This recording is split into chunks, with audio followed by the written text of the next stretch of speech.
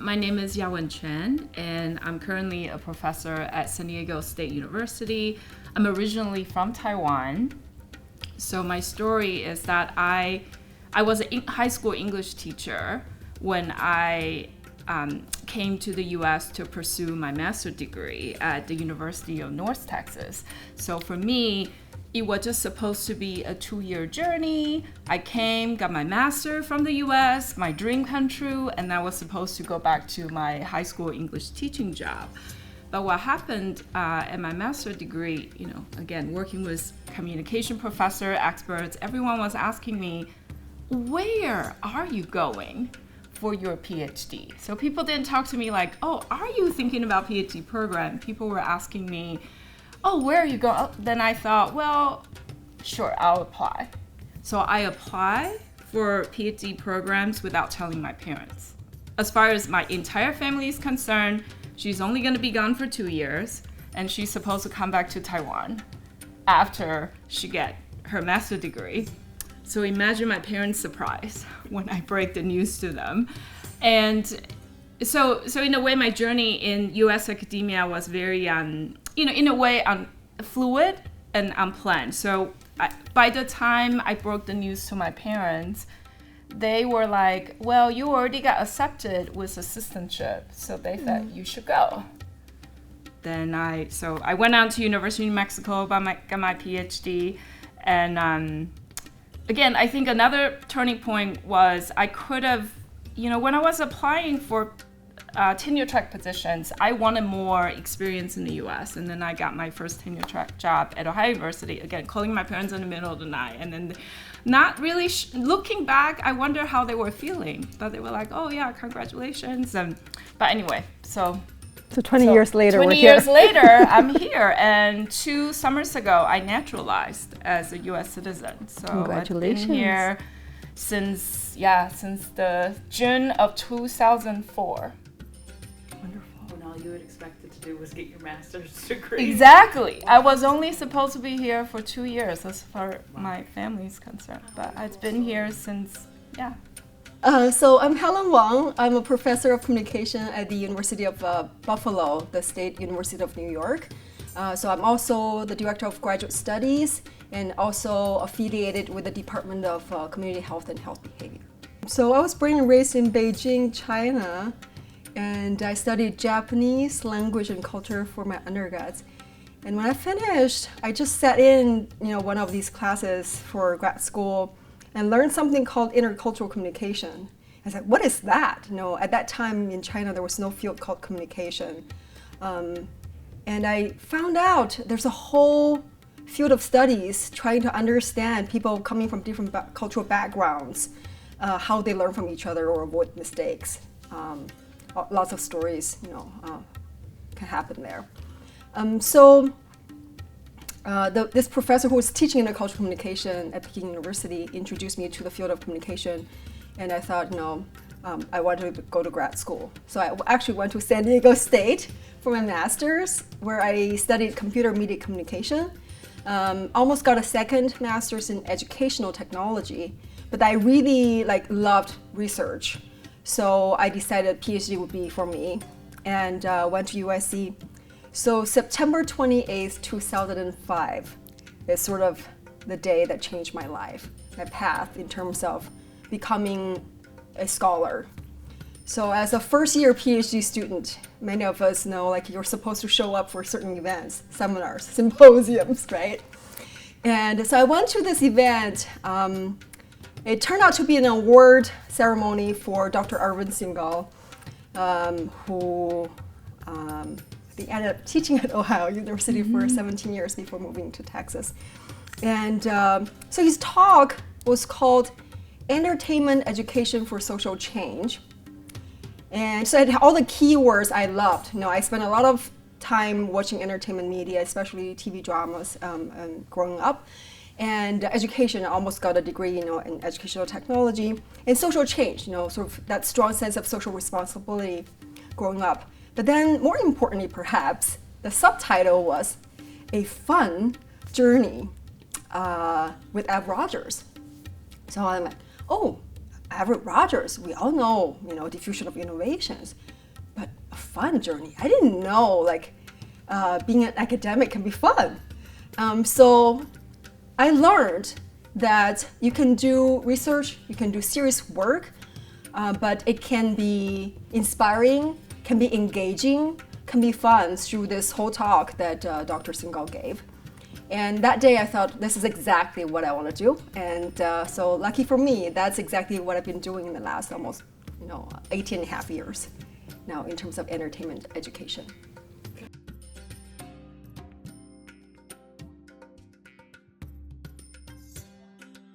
My research primarily is on cultural identities on the margin. So I'm particularly interested in how do we listen to voices, identity-based experiences that are generally seldom heard in popular culture, seldom thought about, and how do you speak on the margins or from the margins in ways that people can be heard on their own terms. So it's kind of broadly what I do.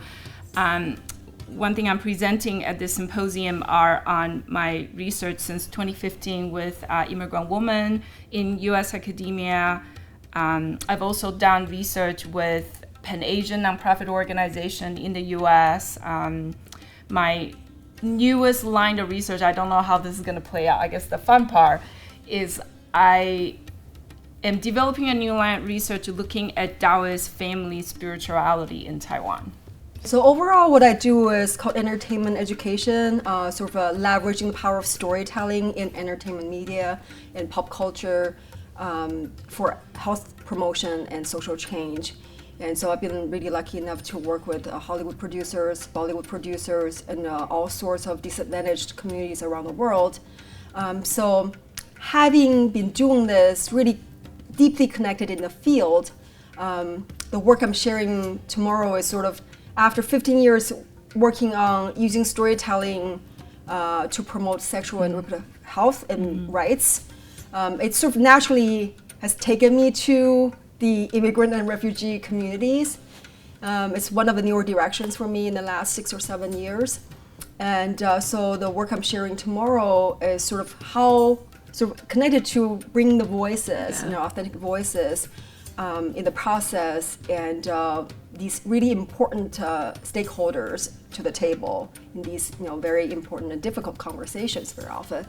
And in terms of how do we co-create experiences, narrative experiences, using entertainment media to include, the experiences and also alternative solutions and creative sort of experiences for immigrants and refugees.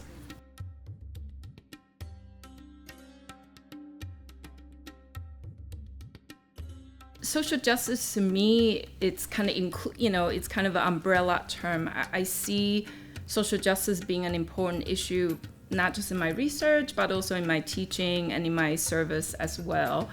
I often, I mentioned this earlier. My first tenure track position was at Ohio University, and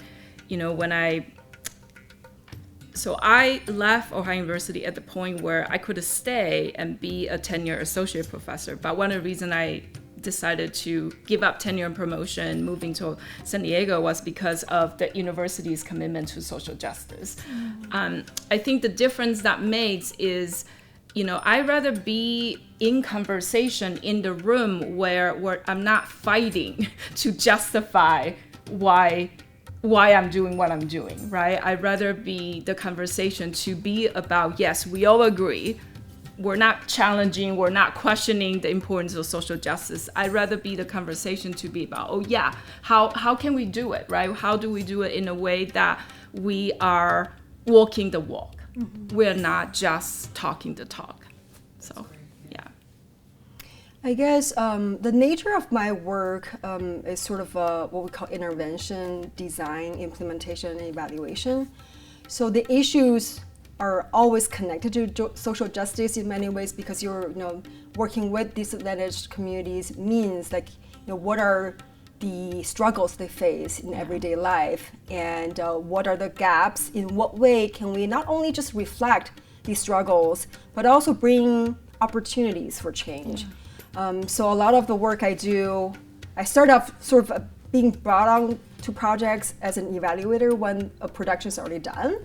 And then I think in the last 15 years or so, I find myself to really deliberately making the choice to engage early on, and ideally from start to finish, so that you can use research-based sort of insights during the design phase, in terms of messaging, in terms of the narrative experience, in terms of choices of media, platforms, so that the voices are included, the lived experiences are included, but also kind of working together collaboratively, finding sort of what are the possibilities, opportunities as well. So it doesn't have to be, oh, it's always a sad story, right? And we know like there are a lot of individuals, groups, organizations who have been able to thrive despite all the challenges.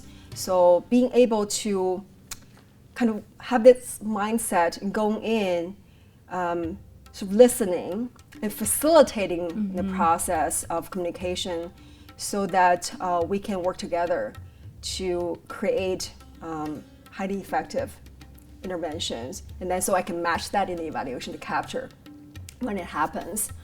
So that's sort of my overall approach. That's great.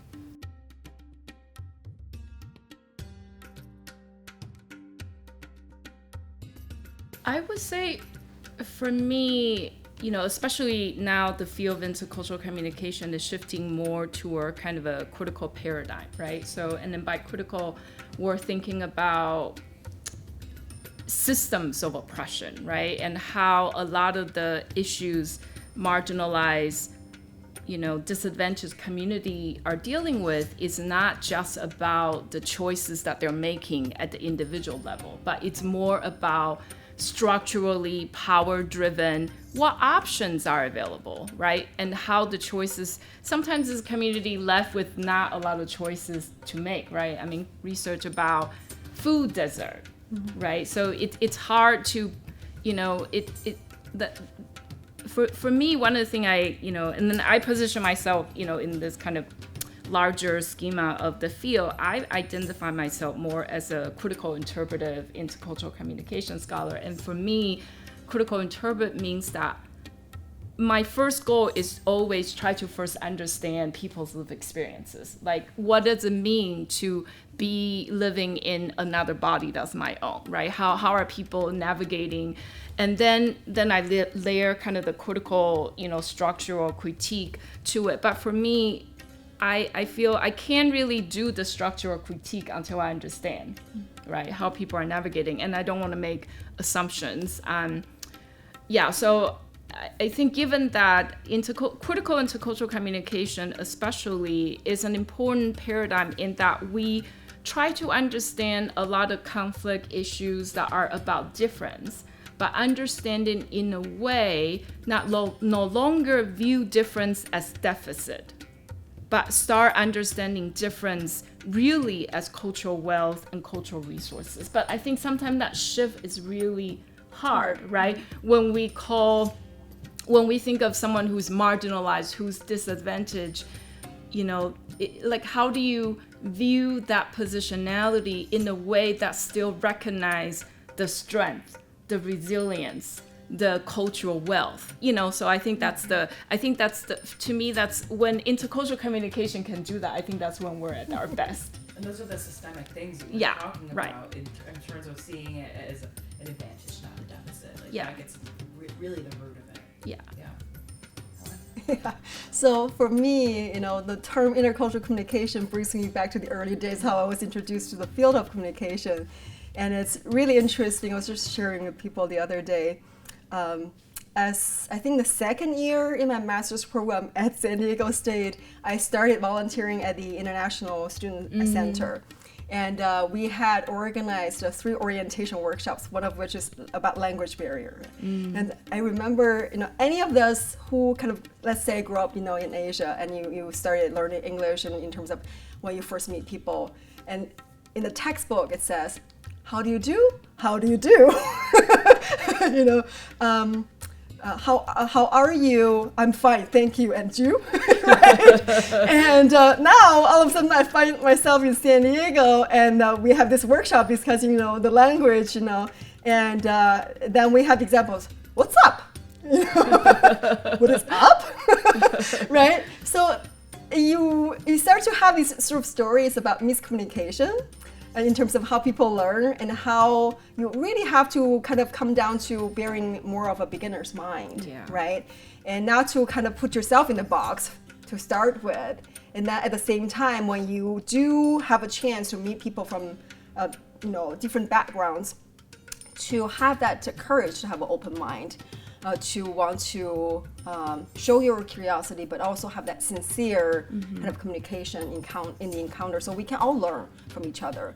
So for me, that's sort of what intercultural communication means, is like, how do we carry ourselves when we are in the field working with members of the disadvantaged communities. And I remember from this workshop in Denmark, we had a whole refugee workshop looking at positive deviance. I remember this young woman said, to me, having been here as a refugee for 2 years, the most important thing is I do not want to be labeled only as a refugee. I am a young person, I am a woman, I am a psychologist in training. I'm more than one word, one label. Right? I think a lot of that sort of needs to be reminded a lot of times, but also needs to be embedded in our work, in our practice. Hi, my name is Srivi Ramasubramanian. I'm the director of CodeShift, the Collaboratory for Data Equity, Social Healing, Inclusive Futures and Transformation. Thanks for watching Chai with Srivi.